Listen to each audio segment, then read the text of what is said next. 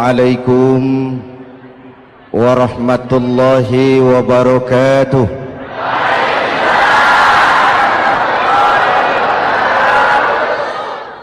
Alhamdulillah wassalatu wassalamu ala Rasulillah Sayyidina Muhammad ibn Abdullah wa ala alihi wa sahbihi wa mawala, amma ba'du.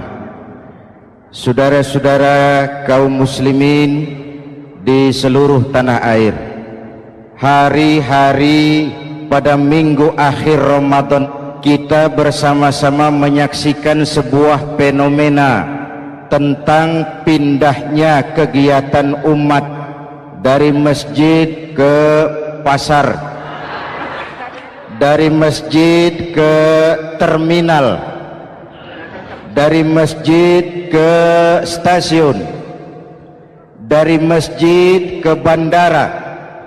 Apa boleh buat, itulah wajah kita, bahwa lebaran artinya mudik, bahwa lebaran artinya baju baru dan makanan. Lebaran berbeda dengan Idul Fitri. Lebaran adalah tradisi yang setiap kita boleh ikutan. Siapa saja boleh ikut lebaran, tapi tidak tiap orang bisa merayakan Idul Fitri. Mau puasa atau tidak puasa, boleh lebaran. Tidak dilarang sama petugas keamanan. Mau ibadah Ramadan atau tidak melaksanakan ibadah Ramadan, boleh ikut lebaran. Tapi tidak berarti merayakan Idul Fitri, karena selalu ada kos dari apa saja yang kita lakukan. Saya mau cerita, mau dengar nggak? Ada dokter gigi, dokter baru. Satu sore praktek, pasiennya 4 orang nunggu duduk jejeran. Dipanggil pasien pertama, diperiksa, berlubang giginya, dicabut tanpa dibius. Namanya dokter baru. Pasien ini teriak, aduh sakit dok, tidak kuat, sakit. Teriakannya keras sekali. Pasien yang 3 orang yang nunggu gemeter, lari semua. Selesai dicabut, diobati, selesai, tanya, sudah selesai dok? Sudah mas. Berapa biayanya? 200.000. Loh, biasanya kan 50.000, kok 200.000? Biasanya sih memang 50.000, tapi siapa suruh kau teriak? Yang 3 lari.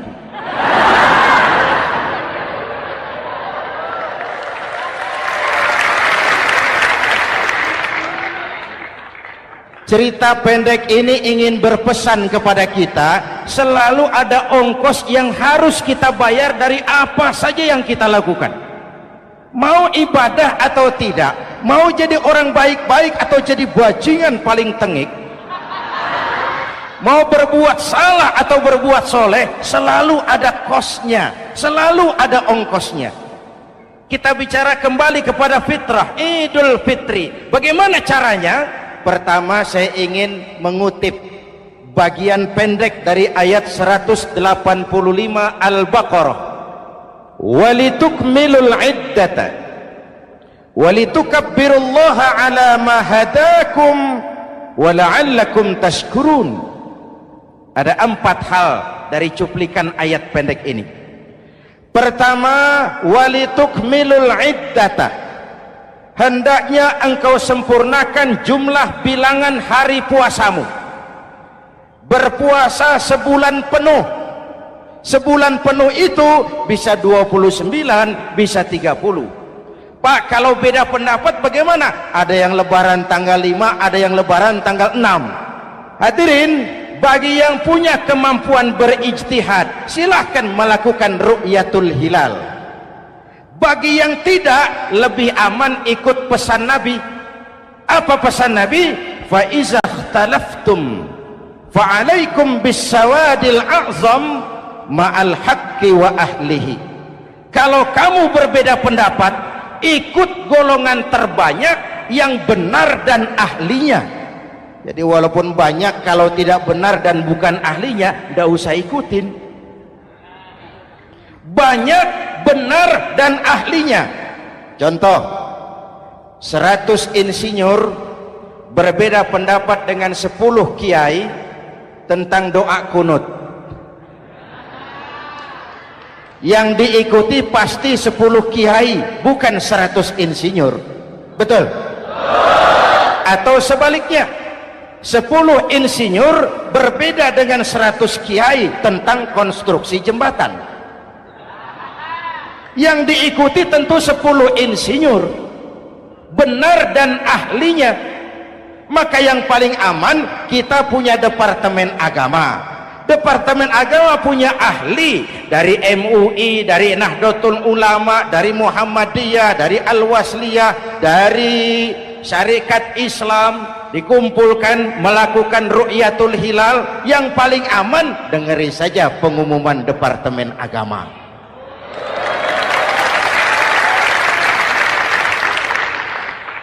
Tapi tetap menghormati mereka yang meyakini 1 Syawal jatuh pada tanggal 5. Beda boleh, marah jangan. Jelas? Saudara boleh suka tempe, tapi jangan menghina orang yang tidak suka tempe. Saudara boleh senang tahu, tapi jangan ngenyek karo wong yang senang tahu. Hadirin yang saya hormati, walitukmilul iddata, kalau mau kembali kepada fitrah, sempurnakan jumlah bilangan hari puasamu. Makna sempurnakan di sini 2, sempurnakan 1 bulan penuh dan sempurnakan semangat puasamu. Walaupun Ramadan berakhir, puasa jangan selesai. Kenapa? Tangan kita masih tetap terus puasa dari mengambil yang bukan milik kita. Lidah kita walaupun Ramadan sudah selesai tetap berpuasa dari memfitnah dan menggunjing orang lain.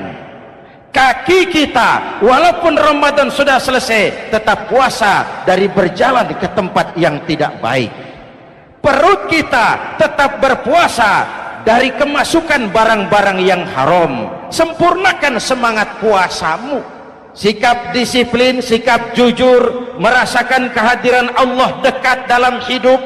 Nih contoh ringan, tadi waktu asar dan zuhur saudara sholat apa tidak? Sholat. Waktu sebelum sholat kan berwudu, ketika berwudu kan berkemur. Umpama waktu berkemur itu saudara korupsi, sedikit saja airnya saudara minum, saya yakin jangankan petugas keamanan, teman wudhu sebelah pun tidak akan tahu kalau waktu berkemur saudara korupsi. Kalau selesai Ramadan ini diterjemahkan, insya Allah negara kita bersih, berkurang korupsinya. Hadirin yang saya cintai, saya kembali kepada pesan Al-Baqarah 185 tadi. Walitukmilul iddata, sempurnakan jumlah bilangan hari puasamu. Puasa sebulan penuh dan kemudian lanjutkan semangat Ramadan. Disiplin, merasakan diri di bawah pengawasan Allah. Sekarang ini Allah ditekan. Kita iman dalam ucapan tapi sekuler dalam perbuatan. Tuhan cuma ada di masjid, di kantor Tuhan hilang, maka korupsi merajalela. Tuhan cuma ada di masjid, di pasar Tuhan hilang, maka timbangan tetap curang. Iman dalam ucapan tapi sekuler dalam perbuatan. Kalau jiwa dan semangat Ramadan kita bisa terapkan, insya Allah korupsi akan berkurang. Sekarang kan kita prihatin, yang tadinya teriak-teriak wong cilik malah ribut rumah mewah. Yang tadinya teriak-teriak rakyat kecil sekarang malah ribut soal villa 5 miliar. Ini kan menyedihkan, memilukan dan memalukan, tidak punya sense of crisis. Nah, saya juga nggak tahu apa itu. Udah dengerin aja, kenapa sih? Usil bener. Padahal ekonomi kita masih terpuruk, lapangan kerja sulit, jumlah pengangguran rata-rata 2 juta orang per tahun, lapangan kerja baru sulit terbuka karena investor jangankan yang dari luar mau masuk, yang di dalam siap-siap keluar. Terakhir kita dengar Sony, pabrik elektronik besar, mau cabut lagi, pindah invest ke Taiwan, menyusul pabrik silet yang di Ciputat itu. Ketika ditanya apa investasi di Cina lebih murah, tidak, dia bilang lebih mahal, cuma lebih pasti. Di Indonesia murah, cuma mejanya kebanyakan, biaya siluman, namanya siluman nggak karu-karuan, keluar uang banyak, urusan tidak pasti, capek. Disahkan undang-undang penyiaran yang justru ditolak oleh masyarakat penyiar sendiri. Industri penyiaran bakal kolaps karena sekarang ini boro-boro mereka industri televisi mau break even point, mau pulang modal, dengan ke depan bisa bangkrut. Akibatnya bisa kita pastikan, jumlah pengangguran makin bertambah. Hadirin yang saya hormati, kita memang setuju jangan terlalu mengadopsi siaran-siaran televisi dari luar, kita harus punya filter. Tapi pada sisi yang sama kita juga harus memperhatikan lapangan kerja buat rakyat kita ini. Walitukmilul iddata, sempurnakan jumlah bilangan hari puasamu. Kalau jumlah hari puasa sudah sempurna, tuntunan yang kedua dari Al-Quran, walitukabbirullah, hendaknya engkau agungkan nama Tuhanmu. Takbiran, takbiran itu bisa sendiri, bisa berjamaah, bisa di rumah, bisa di masjid, bisa di surau, bisa dengan pawai keliling, asal dilaksanakan dengan tertib dan tidak mengganggu lalu lintas umum. Prakteknya yang terjadi, pawai keliling itu mengganggu ketertiban umum, perang petasan, mengganggu lalu lintas. Terjadi macam, ada yang takbiran bawa bendera partai. Innalillahi wa inna ilaihi raji'un. Ini takbir politik. Hadirin yang saya hormati, kalimat takbir dalam kondisi kita, saya ingatkan kepada satu ungkapan Bung Tomo. Bung Tomo, pelaku sejarah, tokoh 10 November yang dikenal sebagai Hari Pahlawan, dalam satu pidatonya saya ingat pernah berkata, andai kata tidak ada kalimat takbir, ini ungkapan Bung Tomo, andai kata tidak ada kalimat takbir, saya tidak tahu dengan apa saya harus menggerakkan putra-putra terbaik bangsa untuk bangkit berjuang melawan penjajah.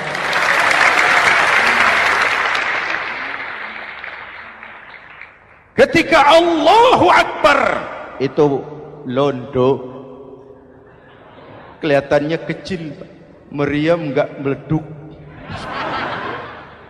Dahulu orang-orang tua kita cuma ada 2 kata, merdeka atau mati. Tidak berpikir nanti kalau menang dan merdeka saya jadi wali kota di mana.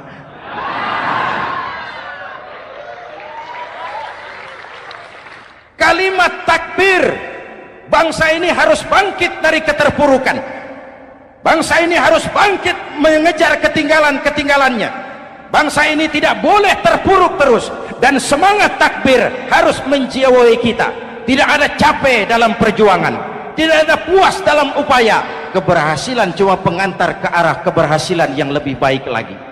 Walitukabbirullah, hendaknya engkau agungkan nama Tuhanmu. Nama Allah menjadi motivasi besar dalam kehidupan kita. Ini pesan Quran Al-Baqarah 185. Pesan kedua, setelah sempurnakan jumlah bilangan hari puasamu, agungkan nama Tuhanmu. Takbiran. Kalimat takbir sendiri kalau kita lihat pada kalimatnya ada kata la ilaha illallah wahdah sadaqa wa'dah wa nasara abdah wa a'azza jundah wa hazamal ahzaba wahdah. Tidak ada Tuhan selain Allah, esa, tidak beranak, tidak diperanakan, wahdah, tidak bisa diumpamakan dengan apapun. Sadaqa wa'dah, Allah yang maha menepati janjinya. Wa nasara abdah, Allah yang maha menolong hambanya. Kalau bukan kebesaran Allah, berat berjuang Ramadan ini melawan musuh yang tidak nyata. Puasa itu kalau olahraga golep, benar Pak, itu lawannya kelihatan, betul. Sepak bola musuh kelihatan, bulu tangkis kelihatan, golf siapa musuhnya? Itulah puasa, menghadapi musuh yang tidak kelihatan. Itu lebih berat daripada perjuangan mengangkat senjata, lebih berat daripada berjuang mengorbankan harta. Tapi kalau di bulan Ramadan saja Rasulullah menang dalam perang Badar, itu harus jadi sumber motivasi. Dengan kalimat takbir, dengan keagungan Allah, bangsa Indonesia harus bangkit dari keterpurukan. Ibu bapak hadirin yang saya hormati, jadi bukan akhir Ramadan lalu sibuk beli baju. Boleh, tapi bukan itu yang utama. Laisal id bilibasin jadid, walakinnal id bita'atin yazid. Idul Fitri bukan pakaian baru. Idul Fitri adalah ketaatan yang meningkat, yang telah ditempa, digojlok, digembleng oleh Ramadan. Jadi kalau Ramadan rajin baca Quran, lalu selesai Ramadan sayonara Quran, latihan tidak berhasil. Ramadan rajin ke masjid, selesai Ramadan selesailah ke masjid.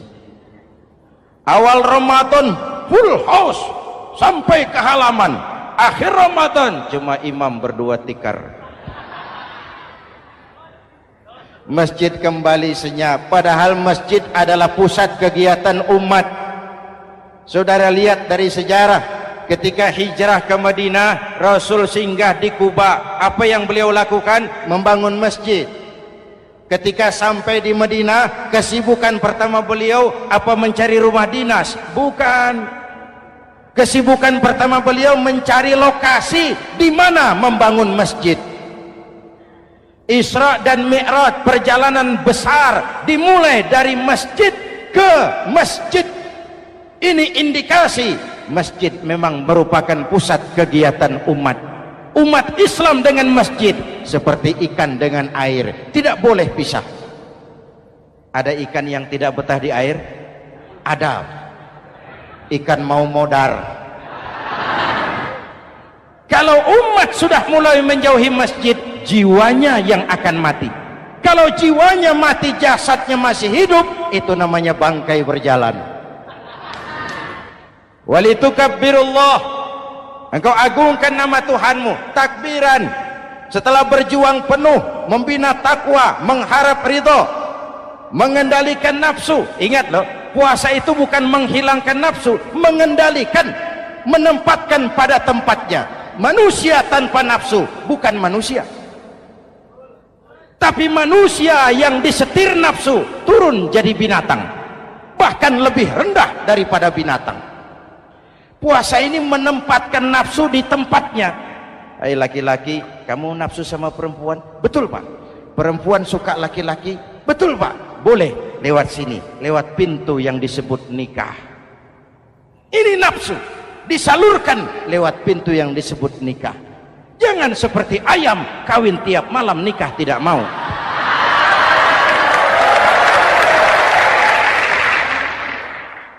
Hai manusia, nafsu kepada materi, kepengen kaya? Iya Pak, boleh. Usaha yang halal, jual beli yang halal. Wa ahallallahu al-bai'a wa harrama riba. Allah halalkan jual beli. Jangan ingin kaya lalu makan renten, ingin kaya lalu korupsi, ingin kaya lalu buka peternakan tuyul. Manusia ingin berkuasa, boleh, tapi tetap punya etika dan moral. Jangan ingin berkuasa lalu fitnah, ingin berkuasa lalu mengadu domba orang. ingin berkuasa lalu menghalalkan segala cara. Puasa menempatkan nafsu pada tempatnya. Manusia yang dikendalikan nafsu lebih puas daripada binatang. Saya punya ungkapan lama, sebuas-buasnya kerbau makanannya tetap rumput. Saya belum pernah dengar ada kerbau terlalu buas lalu makan roti. Betul? Tapi manusia kalau sudah dikendalikan nafsu, manusia bukan cuma makan nasi, aspal, semen, kertas, minumnya solar, jauh lebih buas daripada binatang. Inilah puasa, arep nguwong ke wong, agar manusia itu jadi dirinya, fitrahnya, jangan dikendalikan oleh nafsu. Kita ini sudah diciptakan fi ahsani taqwim. Hadirin, yang ketiga pesan Al-Baqarah 185 tadi, setelah sempurna jumlah bilangan hari puasa lalu mengumandangkan takbir, membayar zakat fitrah. Kenapa itu kita lakukan? Mengagungkan nama Allah, ala ma hadakum, agungkan nama Allah yang telah memberikan hidayahnya kepadamu. Masya Allah nih, hidayah, kita bersyukur. Hidayah ini hak prerogatif Allah, diberikan kepada siapa saja yang dikehendaki oleh Allah. Kita bisa lihat dalam sejarah, ada anak Nabi tidak mendapat hidayah, tidak terpanggil mengikuti kebenaran yang disampaikan oleh bapaknya, namanya Kan'an, putra Nabi Nuh. Ada ayah Nabi bernama Azar, ayah Nabi Ibrahim, putranya penegak tauhid, ayahnya produsen berhala. Ada istri Nabi, istrinya Nabi Lut, tidak mendapat hidayah, tidak terpanggil mengikuti kebenaran. Lalu Abu Jahal, Abu Lahab, paman Nabi, melihat Nabi, menyaksikan mukjizat, mendengar wahyu, melihat tutur kata Nabi, hidayah tidak datang kepada dia, maka mereka tidak terpanggil mengikuti kebenaran. Kita alhamdulillah keponakan Nabi saja bukan, mendapat yang namanya hidayah ini. Ini harus kita pelihara, kita jaga baik-baik, karena ini merupakan hak prerogatif Allah. Yahdi man yasha, diberikan kepada siapa saja yang dikehendakinya. Hadirin, sembari kita mengambil pelajaran tentang Kan'an yang tidak dapat, putra Nabi Nuh. Ini saya ngambil bagian cerita sejarah, masih mau dengar? Nabi Nuh diberi umur 950 tahun, berdakwah sepanjang hidup. 800 tahun beliau dakwah, dapat pengikut tidak lebih 80 orang, rata-rata 10 tahun satu. Yang dihadapi ini umat yang kurang ajar, bandel, bajingan, tengik. Kalau diceramahi, telinganya ditutup dengan tangannya. Ini saking kurang ajarnya ini umat. Diberikan dakwah, telinganya ditutup dengan tangan. Nabi Nuh ketika di puncak kesabarannya munajat, ya Rabb, bagaimana Nuh? Siang malam saya berdakwah kepada umat ini, saya sampaikan risalahmu, saya canangkan seruanmu, saya sampaikan ajaranmu. Inni da'autu qaumi lailan wa nahara, siang malam saya berdakwah kepada umat. Wa inni kullama da'autuhum ja'alu asabi'ahum fi adhanihim, tiap kali saya sampaikan dakwah kepada mereka, mereka tutup telinganya dengan tangannya. Saya tidak sanggup menghadapi umat seperti ini, ya Allah. Habis mau kamu bagaimana Nuh? Sikat saja sudah semua ini, bikin mati saja. Nanti kalau punya anak, anaknya kafir lagi. Lebih baik bapak moyangnya, mbah-mbahnya sikat semua. Rabb Rabbi la tazar 'alal ardi minal kafirina dayyara, jangan disisakan orang kafir, habisin semua. Itu mau kamu? Iya. Buat kapal Nuh, nanti aku turunkan banjir. Dengan apa saya membuat kapal ya Rabb? Pakai kayunya dari mana ya Rabb? Dari pohon tentu. Pohonnya belum ada ya Rabb, tanam dulu Nuh. Membuat kapal kayunya nanam pohon dulu. Apa artinya? Perjuangan bukan simsalabim abragedabra. Perjuangan bukan makan lombok, ini hari dimakan, ini hari pedas. Perjuangan itu proses, ada keringat, ada air mata, ada darah, tempo-tempo nyawa. Itulah perjuangan. Sudah pohon ditebang, buatkan kapal di tengah kampung. Umat unjuk rasa lagi. Nuh makin gila, bikin kapal di tengah kampung, mau belayar kemana? Selesai Nuh, selesai ya Rabb, naik. Orang-orang yang beriman bersamamu naik, binatang serba sepasang naik. Naik Nuh, naik orang beriman, naik binatang serba sepasang. Gerimis mulai turun. Setelah kapal semua terisi, Nabi Nuh kontrol. Sudah naik semua? Sudah. Nuh, Mas Bejo ada? Ada. Mbok Painem, naik sudah, masuk. Oke. Kanan anak saya ikut tidak naik kapal. Kami tidak lihat Nuh. Turun ke bawah. Ada Kanan. Kami tidak lihat Nuh. Naik ke atas buritan. Kelihatan Kanan tidak ikut naik kapal. Kumpul bersama orang kafir di daratan. Inilah potret kehidupan. Kumpul dengan orang-orang kafir. Berapa banyak anak-anak kita tidak mau ikut orang tuanya ke masjid, kumpul dengan orang-orang kafir di tempat maksiat. Nuh karena sayang kepada anak, dari atas kapal memanggil, ya bunayyar kam ma'ana. Ya, ini bahasa orang manggil Pak. Kanan, kesini nak, naik kapal sama papi. Ini terjemahan bebas. Jawab Kanan di bawah, tidak mau Pak, saya di sini saja. Jangan nak, Allah sedang murka, akan turun banjir.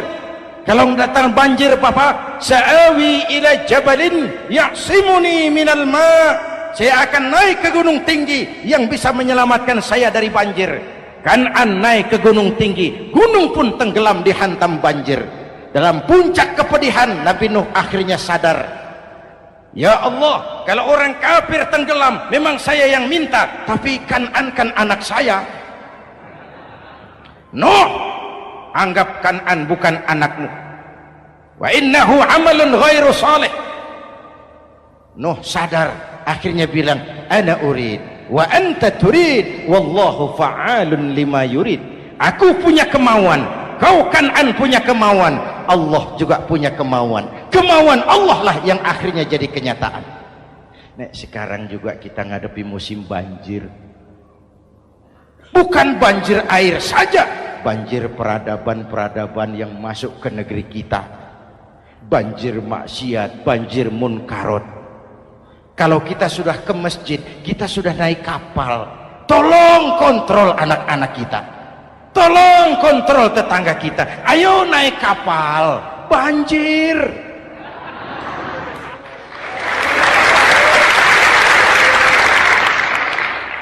Ditutup ayat ini dengan wala'allakum tashkurun, atas hidayah yang diberikan kepada kita, kita bisa melaksanakan ibadah Ramadan, bisa takbiran, dan diakhiri dengan ungkapan tasyakkur. Tasyakkur dan tafakkur, mensyukuri nikmat. Saya berulang kali mengingatkan, nikmat bisa berubah menjadi azab kalau kita tidak pandai mensyukurinya. Bayangkan Pak, tahun 87-an kita itu jadi negara yang berswasembada pangan. Beras kita cukup untuk rakyat kita. Sekarang kita jadi pengimpor beras terbesar. Kita beli beras ke Vietnam, kita beli beras ke Thailand, ke negara-negara yang lebih kecil dari kita. Kenapa? Karena sawah kita tanami gedung dan beton. La in syakartum la azidannakum wa la in kafartum inna adzabi lasyadid. Kalau kamu bersyukur, aku tambah nikmat. Kalau kamu ingkar, tidak pandai bersyukur, awas, azabku pedih. Maka ungkapan saya, orang kaya bisa masuk surga karena hartanya, orang kaya bisa masuk neraka juga karena hartanya. Syukur apa tidak syukur? Pejabat bisa masuk surga karena jabatannya, pejabat banyak yang masuk neraka juga karena jabatannya. Syukur tidak syukur.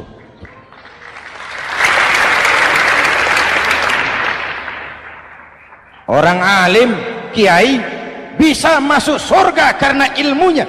Orang alim pun bisa masuk neraka lebih dulu dari penyembah berhala juga karena ilmunya. Syukur apa tidak syukur?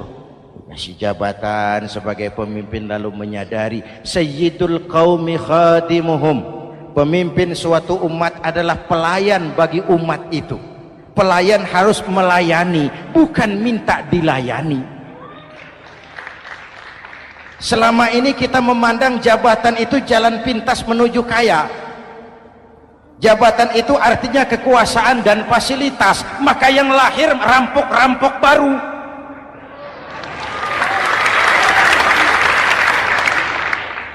Jabatan adalah alat untuk pengabdian di tengah rakyat yang sedang susah, di tengah negara yang sedang terpuruk. Kita memerlukan pemimpin-pemimpin yang sadar sayyidul qaumi khadimuhum. Pemimpin suatu kaum adalah pelayan bagi kaum itu sendiri. Ibu bapak hadirin yang saya hormati, dengan mensyukuri itu maka makna Idul Fitri meresap kembali kepada fitrah kita sebagai manusia. Fitrah kesucian. Secara sederhana orang gambarkan kembali kepada fitrah seperti bayi baru dilahirkan oleh ibunya, bersih, suci, tanpa dosa, lantaran sudah dibersihkan oleh ibadah Ramadan. Tapi para ulama khalaf ada yang mengartikan fitrah itu kecenderungan kepada kebajikan, kecenderungan kepada kebaikan. Itu juga fitrah. Kembali kepada fitrah manusia, kecenderungan untuk berbuat baik. Kita lahir bayi tidak punya dosa, betul? Tidak ada dosa warisan dalam Islam. Kalau harta warisan ada, dosa warisan tidak. Karena itu dalam Islam juga tidak ada penebusan dosa. Kalau dosa bisa ditebus dengan uang, tentu Menteri Keuangan nomor 1 masuk surga.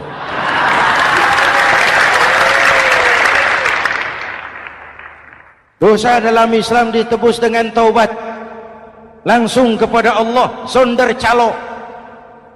Hadirin yang saya hormati, kembali kepada fitrah seperti bayi baru dilahirkan oleh ibunya, bersih, tidak punya dosa kepada Allah lantaran sudah dibersihkan oleh ibadah Ramadan.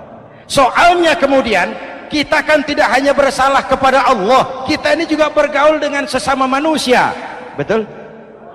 Sebuah hadis, sahabat ditanya oleh Rasul, atadruna manil muflis? Saudara-saudara tahu kamu siapa orang yang bangkrut? Oh Rasul, orang bangkrut yang tidak punya uang, orang bangkrut yang tidak punya harta.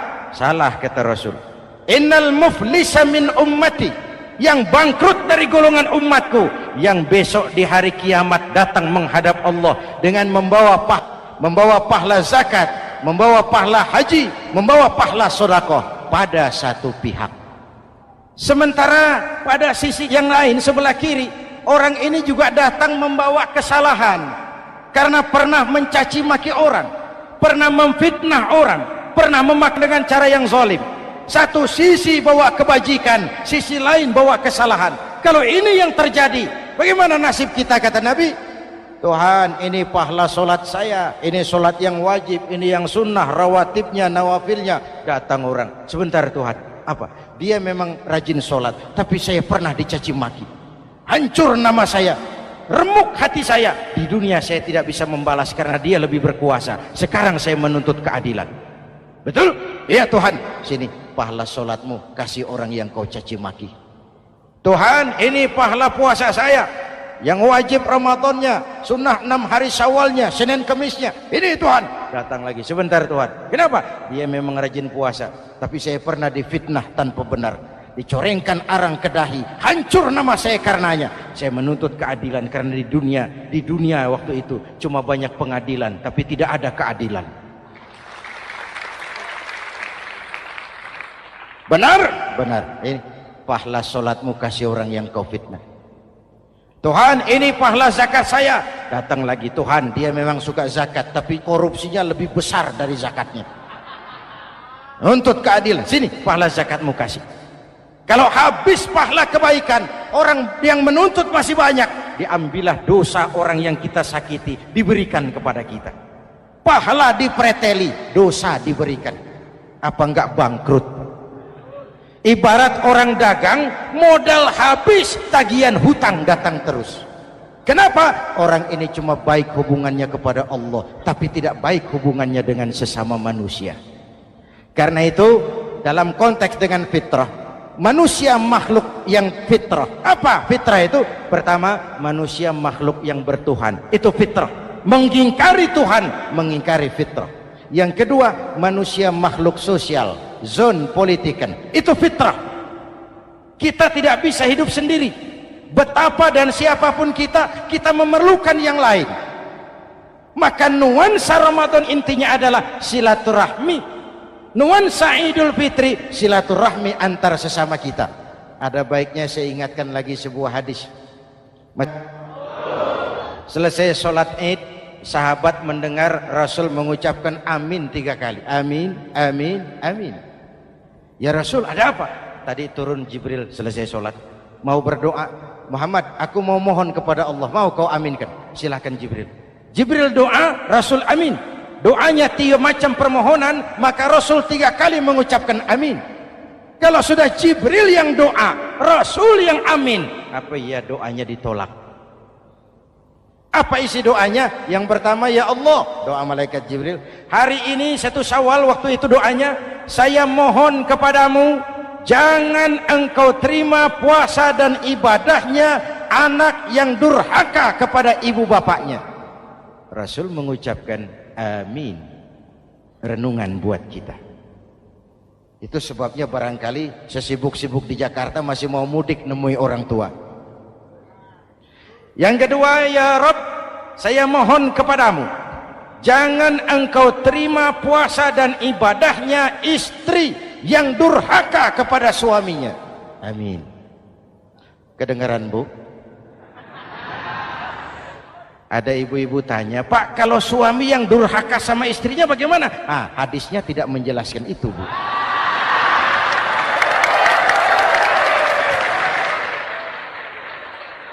Lo menang sendiri. Yang jelas suami itu presiden rumah tangga, dimintakan tanggung jawab tentang istrinya. Nah, istri swargo manut neraka kadut. Ketika pulang Isra Mi'raj saja Rasul bercerita, aku diperlihatkan neraka. Neraka ya Rasul? Iya. Lalu aku lihat isinya kok kebanyakan perempuan. Perempuan.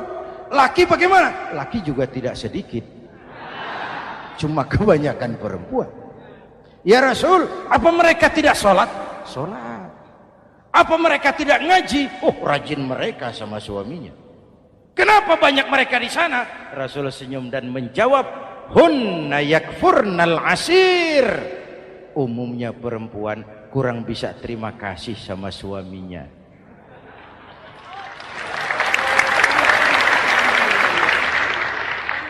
Ini penyakit turunan. Oi, ngaku oi. Lalu yang ketiga, ya Allah, hari ini saya mohon kepadamu, jangan engkau terima puasa dan ibadahnya muslim yang tidak mau memaafkan sesama saudaranya muslim. Memaafkan lebih berat daripada meminta maaf, tapi memberi maaf lebih mulia daripada meminta maaf. Inilah nuansa mengembalikan semangat saling menghargai, saling mencintai, keutuhan, kerukunan, dan kedamaian. Sudah capek kita rakyat dengan konflik, sudah capek kita dengan mengedepankan perbedaan dan bukan persamaan. Sudah waktunya kita berbeda tapi tetap bergandengan, tetap bersama menyongsong hari esok yang lebih baik. Mintalah ridho ibu bapak, suami kepada istri, istri kepada suami, dan memaafkan sesama saudara muslim sehingga kita benar-benar kembali kepada fitrah. Terima kasih dan mohon maaf, semoga ada manfaatnya. Usikum wa nafsi bitaqwallah. Wassalamualaikum warahmatullahi wabarakatuh.